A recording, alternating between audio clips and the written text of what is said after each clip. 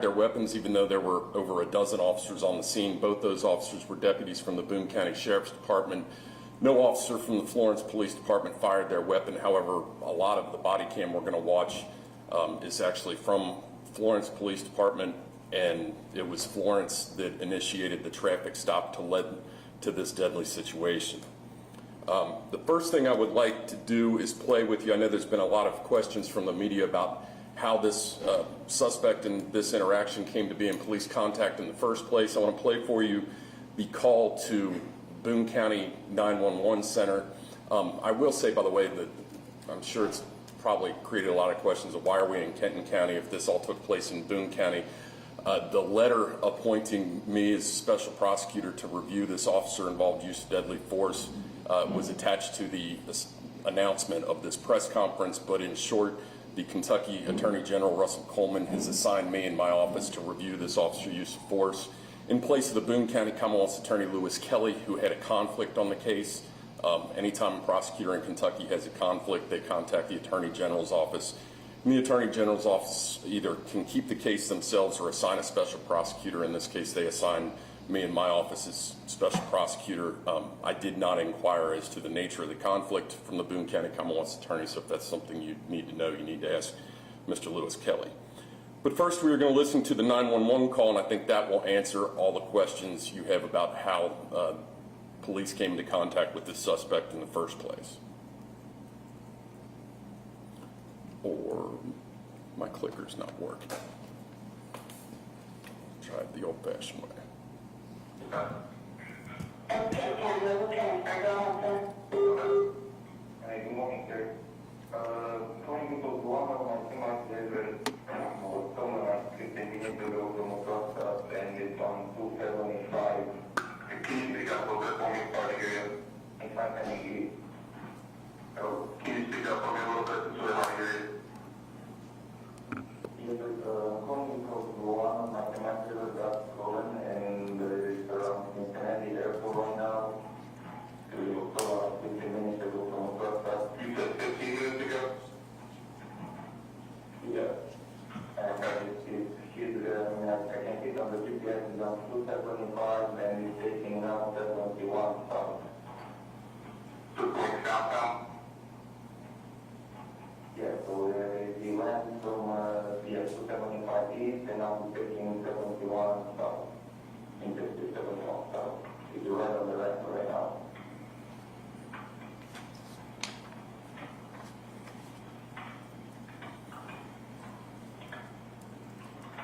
Is there any descriptive back into the truck and go like, is there nowhere just a cab and tractor outside the trailer? Well, I don't know the tractor, I don't know the story. My trailer is white, it's a refrigerated trailer. You said that it was white? The details on the axle. The trailer is white, yeah. What about the cab?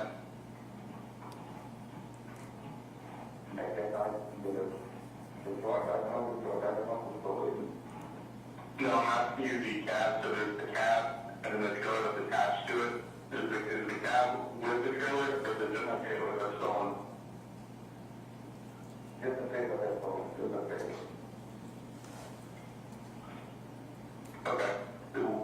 You said it's all white? All white, trailer number 83135. And the trailer is 83135, and on the side of the trailer it says Apple Logistics on both sides.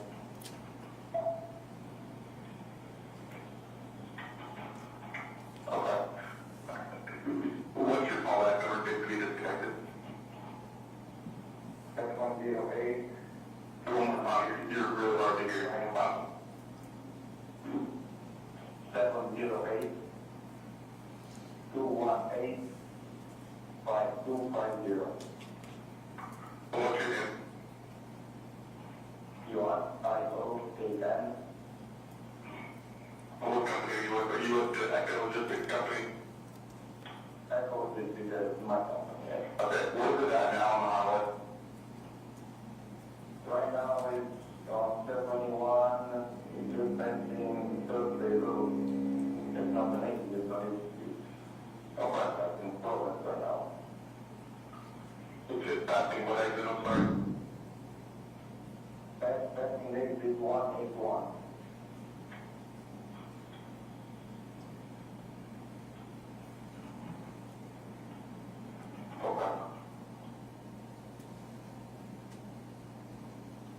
Okay, that 911 call is on the flash drive that's been handed out to all of you, so even if you didn't get the audio in this room, you should be able to download the audio off the flash drive.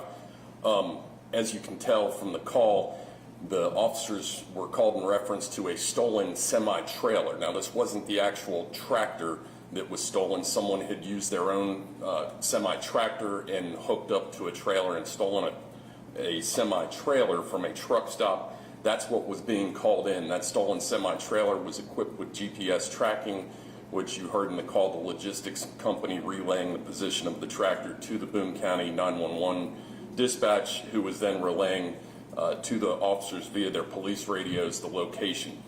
That tractor was stopped near Industrial Road, or just off Industrial Road, by two officers from the Florence Police Department. I'm going to play.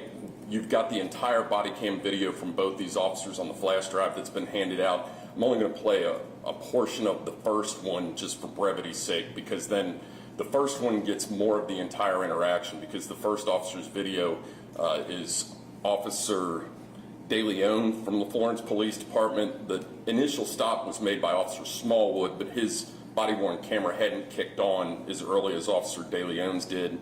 I'm going to play the beginning of hers, and then I'm going to play Officer Smallwood's body cam in its entirety so that you get an accurate sense of exactly just how long this entire situation went on, because it was a very lengthy and extended confrontation. As always, anytime you come to one of my press conferences, they don't let me talk about anything that doesn't need a trigger warning, so this is your trigger warning that what you see and hear in these videos may be alarming or disturbing.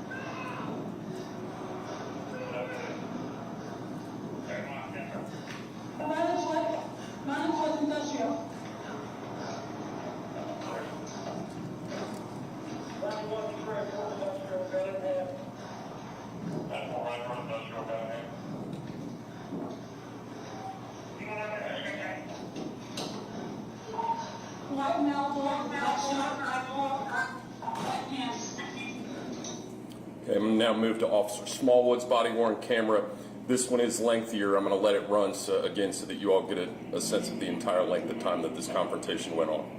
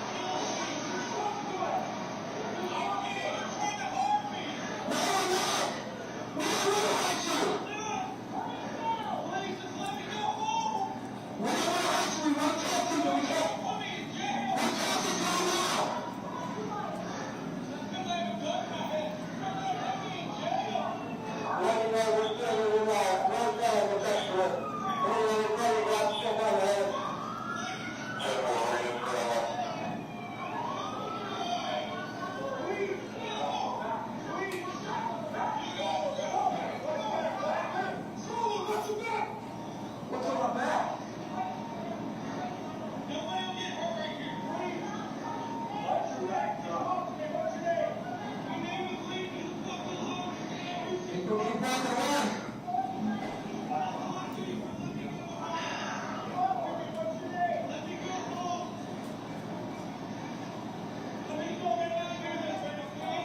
Listen, we can get your hand if you let us go.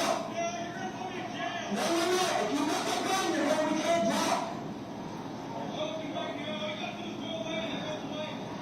We can't go right now. We literally just want to talk, but we can't talk with a gun in your hand.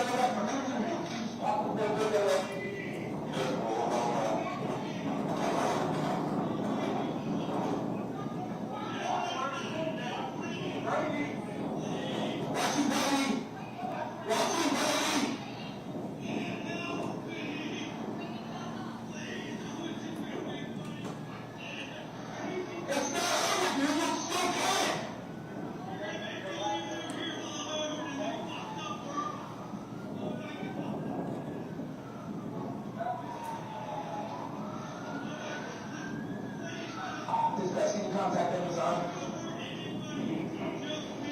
We're walking into the south side of the parking lot.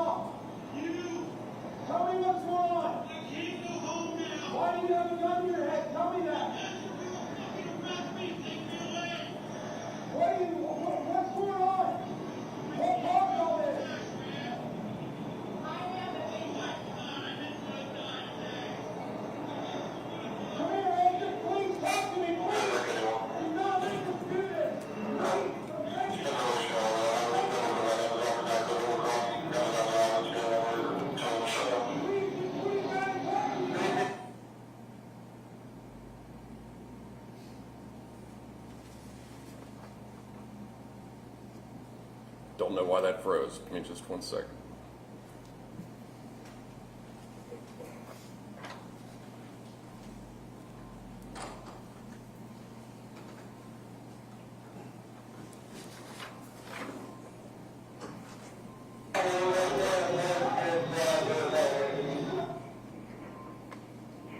That's not supposed to happen.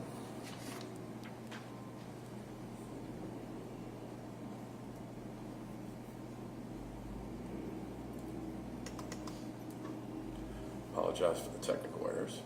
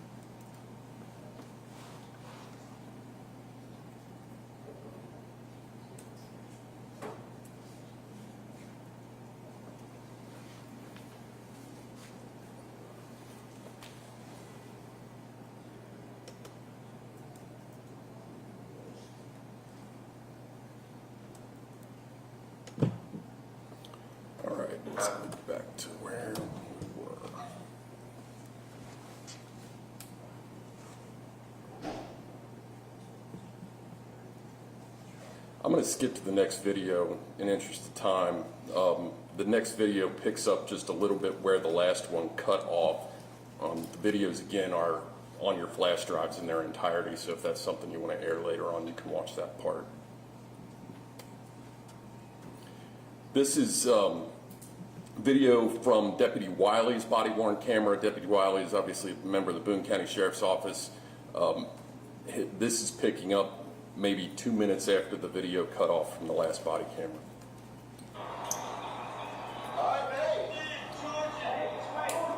This video is only a few minutes long, and it does contain the shooting itself.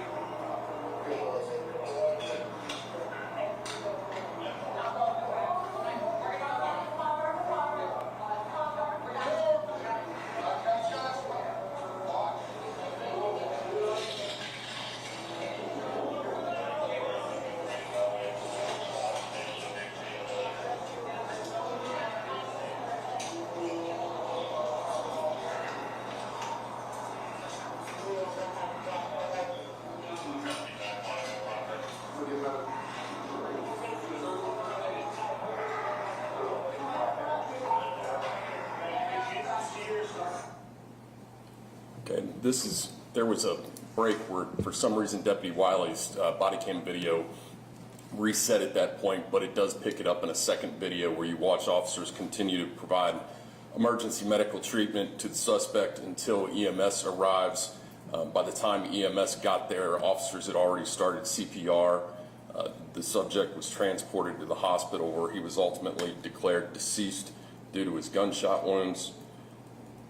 Kentucky State Police investigation, as is the case anytime we have an officer involved use of deadly force in northern Kentucky, Kentucky State Police are called in. Their investigation identified the suspect is Michael Anthony Simpson. Mr. Simpson is most recently a resident of Indiana. However, he has ties to prior addresses in both Kentucky and Ohio. He was 35 years old, 5'11", over 220 pounds. He had no prior felony record. However, he had served time in jail on some previous DUI charges. According to family that were interviewed by Kentucky State Police, he has had multiple prior suicide attempts and has made prior statements about having no intention of going back to jail and that he would commit suicide by cop prior to going back to jail. Our two officers discharged their weapons, both, as I mentioned, Boone County Sheriff's deputies. Deputy T.J. Schinkel discharged his weapon 3 times. He is a patrolman with the Boone County Sheriff's Office. He has been with the Sheriff's Department for over 12 years now. Prior law enforcement in the United States Marine Corps, where he served for 5 years and was honorably discharged, including in his time in the Marine Corps, were 3 deployments overseas where he served as a military police officer, training police agencies in the foreign countries that he was assigned to or deployed in. He's got a previous assignment as a canine handler and no history of complaints or disciplinary issues. The other deputy involved who discharged his weapon 1 time was Deputy Daniel Walker. He is also assigned to the patrol division. He is on the hostage negotiation team and the evidence response team. He has been serving the Boone County Sheriff's Office for over 5 years now. He is a graduate of Bellarmine University, and he has no prior complaints or disciplinary issues in his file. I am not showing you their body-worn camera videos because Deputy Schinkel inadvertently turned his body-worn camera video off. However, it's in the middle prior to the shooting. After the shooting, he realized his camera had stopped recording and he restarted it. Although I'm not going to play that video for you now, his video has been included on the flash drive that's been handed out to the media so you can see for yourself when the video shuts off. Deputy Walker was not wearing a body-worn camera video because he was actually off work. He had ended his assignment for the day and was headed home when he heard this call come out on the radio. So when he responded on his own time to assist other officers involved, he didn't have a body-worn camera video on at the time. Fortunately, in this situation, we were lucky that there were dozens of, or at least a dozen other officers on scene whose body-worn camera video captured the entire incident. I want to make a few comments about the basis of the decision in this case. Number one is that law enforcement is not required to wait until a gun is actually pointed at them before they use deadly weapon. They, like anybody else in the Commonwealth of Kentucky, are only required to be in reasonable fear that they are about to suffer death or serious physical injury. The notion that law enforcement may not fire until fired upon is something that I think has been generated by the media or social media, the internet, something like that, but that's not the law in Kentucky, and that's not the way officers are trained to react. Human reaction time takes approximately 0.25 seconds. That's a quarter of a second for the human brain to process what it is observing and make a decision on how to react. A bullet from a handgun will cover the distance of 25 meters in 0.13 seconds. Do the math there, you get an idea of just how fast officers have to react to a situation in order to make the determination of whether or not they need to use deadly force in order to protect their own life. In this case, I lost count of how many times the officers told this suspect to drop his weapon or to stop, or numerous times he was given the opportunity to surrender. When Mr. Simpson started towards the group of officers, he was closing the distance, in other words, reducing the distance between himself and law enforcement, thus reducing the time in which officers involved would have an opportunity to react. As he started, or when they were in that standoff, and especially as he started approaching them, they basically had three options. They could retreat, which I wouldn't consider a realistic option in this case. There was a factory full of innocent people there. When you watch Deputy Schinkel's video, you'll notice the first thing he says when he gets out of his cruiser is, "We have to stop this guy before he goes into this factory and starts taking hostages." He had also attempted to carjack multiple people out on Industrial Road. Retreat was not an option for these officers. That's not what we pay law enforcement to do, is to go into a situation, let someone put a gun to their own head, and then retreat. It would have been too dangerous to the public for the officers to retreat. I don't consider that a realistic option. Second option would have been to go hands-on with an armed suspect. That's, again, not how law enforcement is trained to handle armed suspects. I don't think it's a realistic expectation that officers go try and wrestle someone that is armed with a handgun. Then third option is the one they exercised, and that's the one was to neutralize the threat and shoot the suspect, which is what they did in this case. If anything, they had plenty of chances or plenty of moments during that entire standoff and the walking standoff that it was, where they would have been very justified in shooting Mr. Simpson. In fact, every time you saw him raise and lower the gun, every time that gun starts to move, it was a wonder he wasn't shot earlier, because every time he lifts that gun, those officers don't know whether he's going to point that gun at them or point that gun at his own head. And then again, when Mr. Simpson started towards the officers, he really forced their hand. The other two options that they had were not realistic. They are not anything that the community or the public would accept from law enforcement as a reasonable reaction to the situation they were put in. So unfortunately, these deputies had one realistic option, and that was to shoot Mr. Simpson, which they did. As a result, I've made the call that there is no probable cause for criminal charges. This letter articulating all the reasons behind the rationale, the reasoning, the evaluation that went into this decision is included in the flash drive, but the bottom line is the officers were justified in the use of deadly force in protection of their own lives and the lives of their fellow officers, as well as the lives of the public. Prosecutors are under an ethical obligation not to pursue criminal charges when we don't believe that there's probable cause to believe that a criminal offense was committed. Thus, if I were to present this case to a grand jury or pursue charges in any other fashion, I would be going against my ethical obligation. So this case will not be presented to the grand jury. The Kentucky State Police lead detective is Sergeant Travis Sturgill. He has received this letter already, and he and I have talked, and he's waiting on a few more pieces of information, including a completed autopsy report and things of that nature, before he closes his file out. But for all intents and purposes, we consider this investigation closed and these two deputies cleared of any wrongdoing. This time I'll be happy to take questions from any members. So many questions, Rob. First of all, who's Bree? Bree, according to the Kentucky State Police investigation, is a lady by the name of Bree Waterman, who we believe is Mr. Simpson's either fiance or girlfriend. I do not believe they are married, but Kentucky State Police have identified Bree as Mr. Simpson's fiance. Did he ever say why he was holding the gun to his head? It was hard to hear. I think you'll hear it when you play it back. The audio will be a little clearer, but he was just trying to fend off these officers and to delay the arrest that was inevitable. At this point in time, Mr. Simpson was in receipt of a stolen tractor trailer, which was probably valued over $10,000, which would be a Class C felony in Kentucky. If it was only valued over $1,000, it would be a Class D felony, but a D felony receiving stolen property nonetheless. He was also had committed fleeing police in the second degree, which is another D felony in Kentucky, as well as probably wanton endangerment, which is a felony and a raft of misdemeanors as well. So tractor trailer, just the trailer. Right? Just the trailer, correct.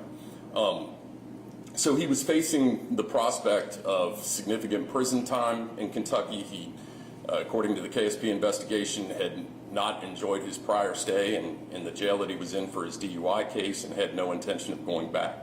So this is not a very effective way to negotiate with police officers, but nevertheless, that's the one that he chose. But I don't know that I'm sorry? What jail was that? I can get that to you, Mike, but I don't remember off the top of my head. It wasn't Kenton County, and I don't believe it was Boone County. I think it was either in Indiana or Ohio, but I'll find that out and I'll let you know.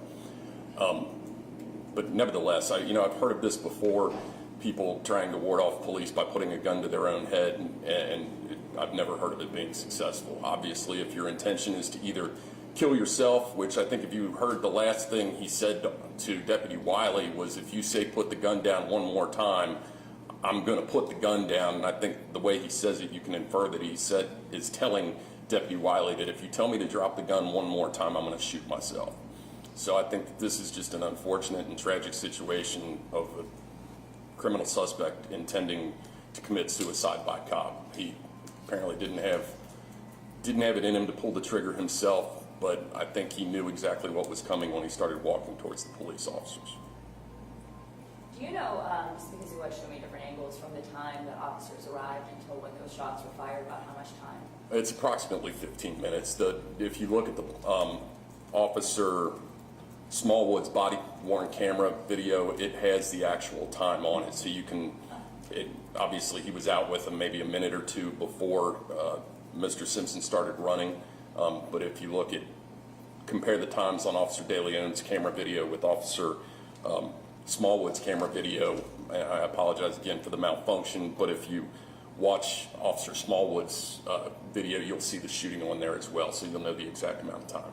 So when he started running, he had the gun on. Yes. The officers had it. When you slow down the video, it appears as though he pulls it from the rear of his waistline. So I assume he had it tucked in the back of his pants, but you can't really tell. You can just see his arm disappear behind his back, and then he comes out with a handgun.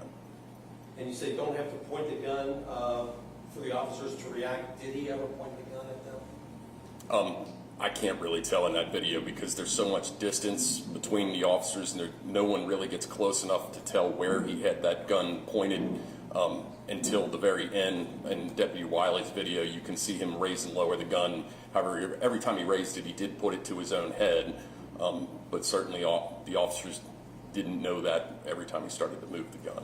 You said during that foot pursuit there was multiple attempts at carjacking? It appears when you watch, and there's probably 6 or so different body camera videos of the actual, I guess, walking standoff, and you can hear it's on Officer Smallwood's video, as well as you can hear Officer De Leon talking about the fact that he's trying to carjack someone. When you watch the rest of her video, it appears to me that there's at least 2 different cars that he tried to get into, but he was not clearly visible when he was near several other cars, so I don't know if there are additional ones. I do know the Kentucky State Police have talked to at least 1, if not 2, of the people that reported themselves as being victims of attempted carjacking. Now, I know that one of the officers had called the radio to let Amazon know about the situation that was going on. Can you speak to whether there was any kind of lockdown put in place in that facility? I know that the hostages were a possible concern. Yes, the deputies and the officers involved were well aware of the fact that Amazon was open and operational at the time. Boone County Emergency Communications Center did make a call to an Amazon representative in order to effectuate a lockdown. However, that person that they talked to was out of town, I believe at a training of some sort, so she had to call back to Boone County in order to make that happen. I think the most accurate answer would be a lockdown was in progress at the time the shots were fired, because there is another call to the 911 center from Amazon asking about the police situation outside, and by that point the dispatcher informs them that the situation has been resolved and there is no longer a threat. So I think we can conclude that the shots were already fired by that point. Yes, ma'am. Where did Simpson get the tractor trailer from, the semi-truck? Florence Police is handling that investigation. That's not part of my investigation. I'm not assigned to investigate the theft of the trailer. I do know it was from a truck stop. That's reported from the 911 call. I think it was a truck stop in Indiana, although I'm not certain on that. But it was his tractor. It was, well, the tractor was not reported stolen. The trailer was reported stolen. I do not know who owns the tractor. He said this is an effed up world. Did he expand anything further than that on why he was doing this? Other than he didn't want to go back to jail, no. That was it? That, as far as I can tell, that's it. And knowing that he had a stolen trailer? Well, you know, obviously in that video we heard him asking the police, well, why'd you pull me over? I think that has more to do with how did you know that I stole the trailer?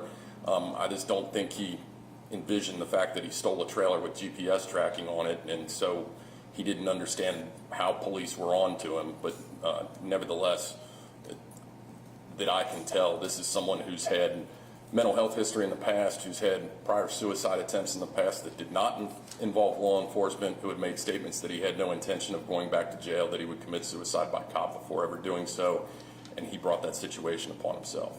And the deputies fired, I think I heard you correctly, a total of 4 shots? 4, yes. 3 from Deputy Schenkel and 1 from Deputy Walker. And I don't know if you already said, but how many struck? All 4, All 4? yes.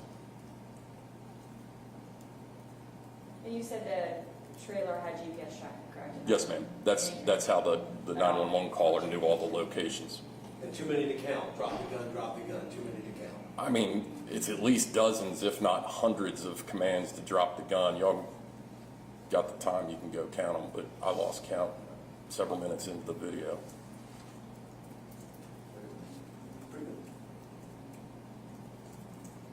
Okay, if that's all the questions. That's all I have for you all today.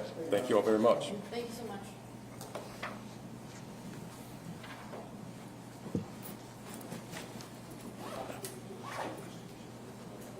How are we going to condense this to a minute, 30? Yeah.